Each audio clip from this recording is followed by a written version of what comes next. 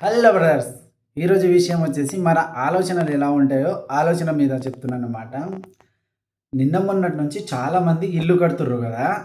వాళ్ళ ఆలోచన ఎలా ఉందంటే పక్కవాడి ఇల్లు కంటే నా ఇల్లు కొంచెం ఎత్తులో ఉండాలని జెప్పి మూలలకు అది ఇది 2 ఇటుకలు, కాకపోతే 2, 3 వరుసలు అంటే పక్క వాళ్ళ ఇళ్ళ నుంచి అంటే పక్క వాళ్ళ ఇల్లు ఉంటది గదా! వాళ్ళ ఇళ్ళ కంటే మన ఇల్లు ఎత్తుగా ఉంటే మనకు కొంచెం లాభం ఉంటదని జెప్పి అందరూ ఒకరిని మించి ఒకరు, ఒకరిని మించి ఒకరు ఇట్లా కట్టుకుంటూ పోతుర్రు.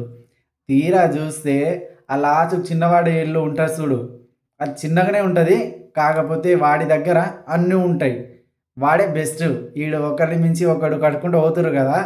వాళ్ళేం జేస్తుర్రంటే, అరే! నేను వానికంటే గొప్పగుండాలని చెప్పి బాగా అప్పు జేసి 20, 30 లక్షలు అప్పు జేసి ఇల్లు మంచిగా పెద్దగా కట్టుకుంటుర్రు. తీరా జూస్తే ఆ చిన్నగున్న ఇల్లు ఉంటది గదా! వాడెప్పుడో కట్టుకొని ఉంటాడు. వాడు బెస్టు.